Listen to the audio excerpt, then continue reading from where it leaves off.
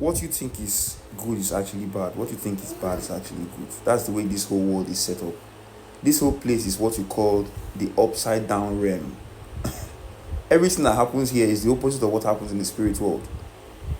Dig it? So, when people want to be authentic, it is possible for somebody to be authentic here, but the person doesn't look good to you. The person looks like he's a bad person. Do you know why? Because there is law of duality. There is law of polarity. That means something can either be anything that has white has black, anything that has plus has minus, anything that can go left can go right. Do you get? So if something is like when you have God, you have devil now. It doesn't even necessarily mean make devil bad, but it just means that devil is the opposite of God. If there was no devil, how can you appreciate God?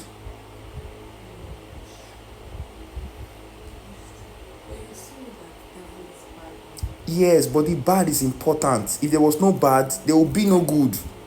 So when people act like bad is not good, like everything bad should be avoided, everything bad should be ignored, everything bad should be run away from it, it doesn't really make sense, because it's those bad that will now teach you how to become good.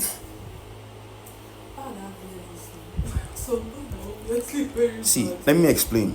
For instance, now, I always want to use this whole devil situation because that is the ultimate bad that everybody know, or that everybody think that is so bad. Now, if not for devil, will there be temptations? At least the way you know it. If there are no temptations, how will you be able to overcome trials that will help you find yourself? So that challenge now that's looking like a bad thing is actually helping to upgrade you.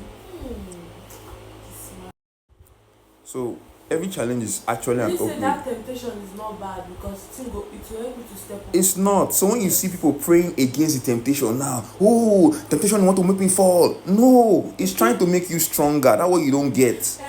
Because you're here on this realm for an experience to heal yourself. See, we've been through a lot though. Spiritually, the soul is like it's tired.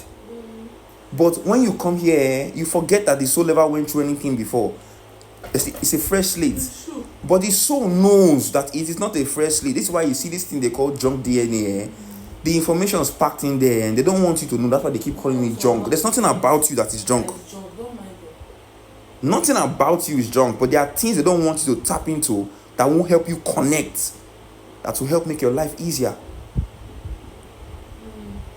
We were born with all we need, but they want to teach you that what you need is outside of you instead of inside of you.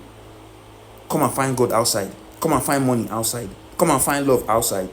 Just leave me, man. The goal is not to chase nothing. The goal is to attract everything. But you cannot attract when you're not on the frequency. This is why you have to now be authentic. And my own authenticity is different from your own authenticity, because in my authenticity I might be loud with it. In your own you might be quiet with it. It doesn't mean being loud is bad. It doesn't mean being quiet is bad. It just means that is what works for you. We complement each other. That's how our matter be. That's why I keep saying we are one people. No, because if the frequency is high, it cannot be bad. But there's duality in everything. So even if you might appear bad, when there's time for war, everybody will appreciate your badness. I'm telling you, you don't appreciate the warrior until it's time for war. You don't appreciate a priest until it's a spiritual attack. You do not appreciate a king until you need to make a decree. You know what I'm talking about?